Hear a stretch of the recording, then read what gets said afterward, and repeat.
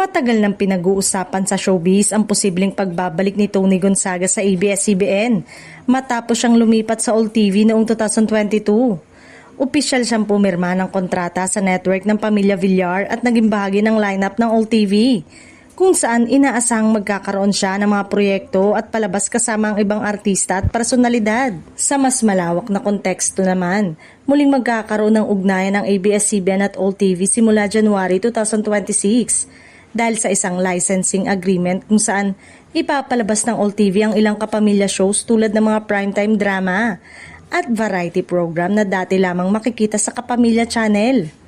Bagaman ito ay isang hakbang sa pagpapalawak ng reach ng kapamilya content, hindi ito nangangahulugan na magkakaroon ng otomatikong pagbabalik ni Tony Gonzaga sa ABS-CBN bilang talent.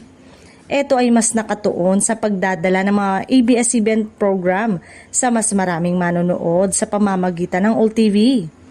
Sa kabuuan, habang may mga chismis at sorpresa na minsang umusbong tungkol sa posibleng pagbabalik ni Tony sa kapamilya, sa ngayon ay walang opisyal na kumpirmasyon na siya ay babalik sa ABS-CBN bilang artista o host.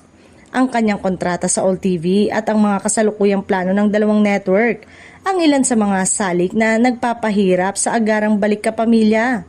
Ngunit dahil patuloy ang pagbabago at pakikipagtulungan sa industriya, hindi rin ganap na maisasantabi ang posibilidad na anumang oras ay magkakaroon ng bagong proyekto si Tony Gonzaga na konektado sa ABS-CBN.